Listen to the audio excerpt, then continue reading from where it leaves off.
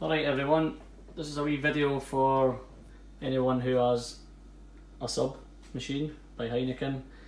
It's basically a wee video to show how you can refill your TORPS with homebrew. A lot of people have been refilling TORPS with tins of Guinness and all sorts of shit, which in my opinion I think it's pointless because you're just going to lose any carbonation and it's just going to be flat and pointless. Just put them in the fridge and drink them. So I've got all my old TORPS here, 10 TORPS, all cleaned out and sanitised, and I've just basically popped those out with a screwdriver, easy as that. So this is going to be my first attempt at homebrew. This kit has got 5 stars on Amazon. It's by Young's American IPA. That'll make 40 pints, so plenty to get steaming. 6.5%, that should do the job as well. So I've got all my gear, my fermenting bucket and all the rest of the stuff, so I'll see how it goes. Right, I'm just now sanitising my fermenting bucket.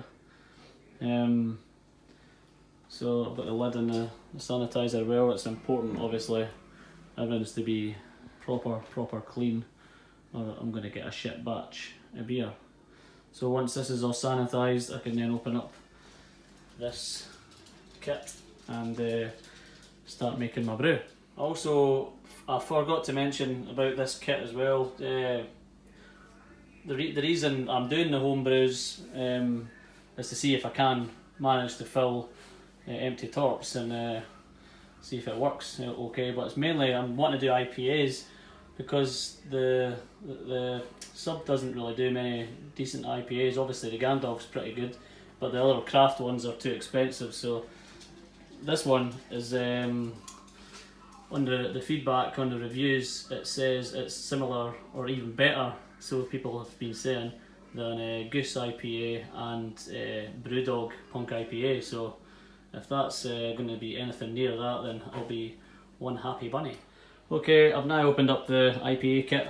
I've got the malt extract here, the US West Coast yeast, priming sugar, brewing sugar.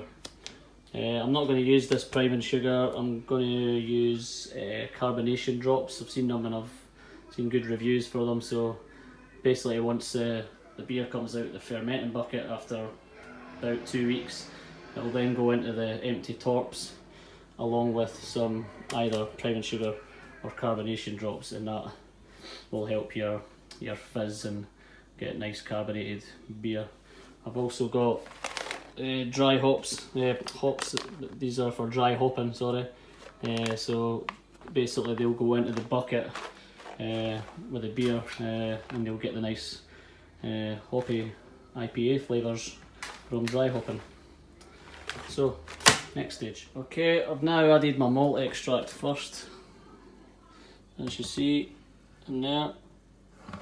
So now I'm going to add 3 litres of boiled water. So here we go. Now just mixing the malt extract with the boiled water, looking and smelling good. So far so good at this. I am of course an amateur, but I will be professional. I've just added the brewing sugar now. So next was next to top up with cold water up to 23 litres. And that's it, filled with up to 23 litres, so you can see that. So obviously it looks the opposite way around on this. But to stir it for a good 2 minutes to oxygenate the wort. So far so good. This, it seems a piece of piss, so this is going to get me pretty drunk. For a wee kit it costs 20 quid and I'm going to be maybe chuffed. Well, this is the original gravity reading from once I've mixed in that brown sugar and everything. It's reading 1 point, I think it's about 1.055 gravity, so that gives about 7.3% alcohol just now. So once it's all done in this bucket for a couple of weeks, I'll check it again. Okay, that's me now pitched my yeast It's reading about 20 degrees in there, so anything below 25 I can put the yeast in. So just giving it a light stir as it says in the instructions, and then pop the lid on, and then that's it to the next stage. Right, so that's me now ready to leave that for 2 weeks. 2 weeks, it's going to be torture. So I've fitted an airlock on the top of the fermenting bucket, so that should start bubbling up in a day or two to show that it's working correctly and doing what it's supposed to. So I'll leave that brewing, or fermenting even. See, I am an amateur. I'll leave that fermenting and I'll be back in a couple of weeks for an update. Right, we're now about 6-7 days into the Young's IPA one. This is another one I've started just the weekend there. It's a Muntins American IPA handcraft kit. It's a little bit more expensive, so it's a bit darker as well. So that's bubbling like crazy, you'll see it now. Should see it, yeah. I've just done a gravity test of the Young's one, and it's sitting about, if you can see it, there we go, it's about 10.22 or something. So it's definitely coming down, so it's all going well so far. I had a little taste test. It's obviously never going to taste amazing, but it tastes like beer, and that's always a good sign. So another week to go hopefully, and that should be getting ready to put into torps and bottles. So we're getting there.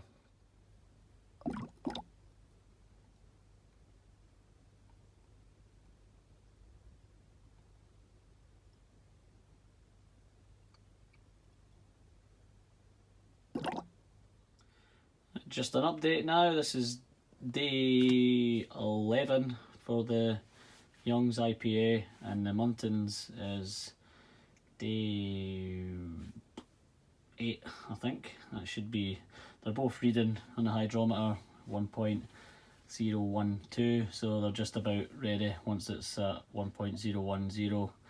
That's good to start bottling and putting in torps. So I've just put the hops into this one, 100 grams of hops right into the fermenting bucket. Smells amazing. This one's been, they only gave in this kit 30 grams of hops. I've read a lot of reviews saying it wasn't quite hoppy enough, so I bought my own. You can see the packets down there. I've put about 60 grams of Cascade hops in there, and that was it. An extra 60 grams, so it's about 90 grams, so it should be kind of similar, although the Muntin's a little bit darker, but they'll be the same kind of hoppiness, I'm hoping anyway. But yeah, today is Saturday, so on Tuesday that'll be day 15 for this, and that'll be back with you again to show the filling process. Okay, right, today's the day for putting all the beer into the torps. I've already done my first batch into bottles there. That's turned out it'll be 5.3% that one, and then this one, the Young's one, is 6.2, I think it's turned out, 6.2. So all the torps are sanitised, all the tops for them, I've got loads. So my little boy's bicycle pump, which just happens to fit perfectly into the top for blowing up the torp, so I'm going to simply blow that up. Got attached down here the bottle filler, which will basically just sits right at the bottom of the top, releases the brew to come through, fills up the bottom. As you pull it away, it'll stop. So I'm going to fill up the torps now.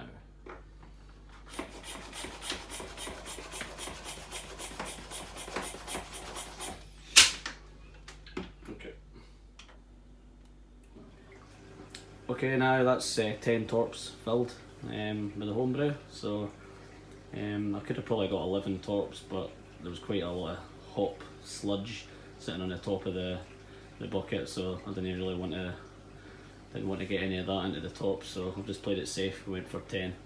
I used, for my priming sugar, I used Cooper's carbonation drops. Hopefully they'll do the trick. I think I'm going to go and get some wire for B&Q just to hold this down. If it, obviously it's going to pressurise as the carbonation drops work, so I don't want these blowing off and homebrew all over the floor. The wife will fucking kill me. So yeah, 2 weeks to wait now. We'll see how it goes. Hopefully I'll be the next video will be pouring a decent looking pint. We'll see, fingers crossed. Right everyone, that is my brewing finished. It is now officially trying drinking my homebrew. I think it's a success, so I'll a couple of wee pointers on folk have been asking how to take the lids off the torps and stuff, so I'll quickly show you how I did it. It's very simple. Now here's 2 filled torps, the rest are in the fridge.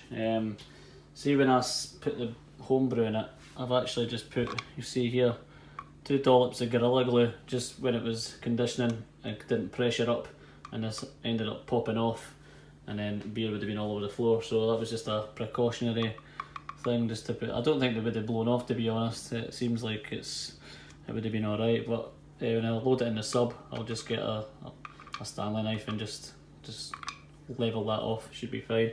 But when taking them off, simply just put a screwdriver down there for when you're going to fill them and just prise it off. It's that simple.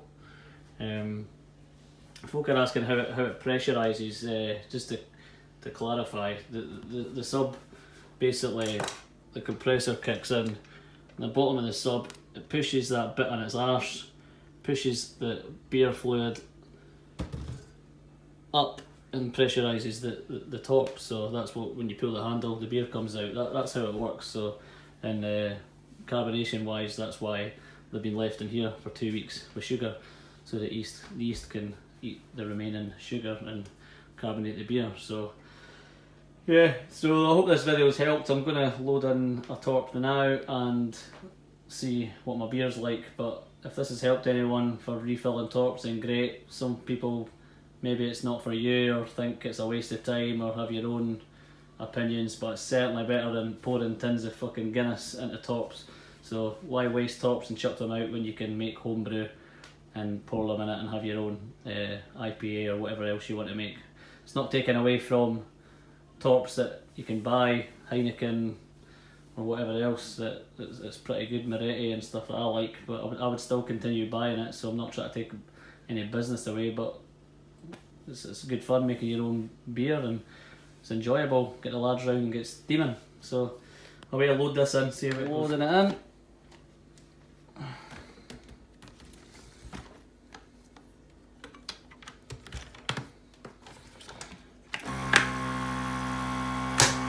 And I'll go and get my glass now, and I'll hopefully pour a decent pint. Here goes.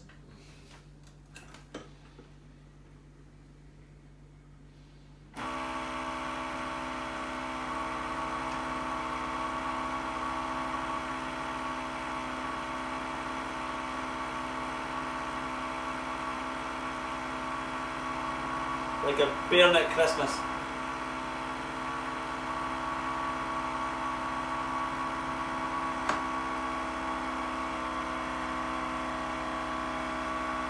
Pretty decent, that.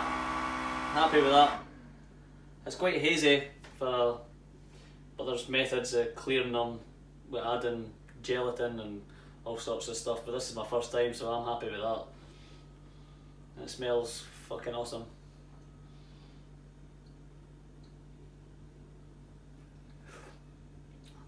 Oh, brilliant. Try it out.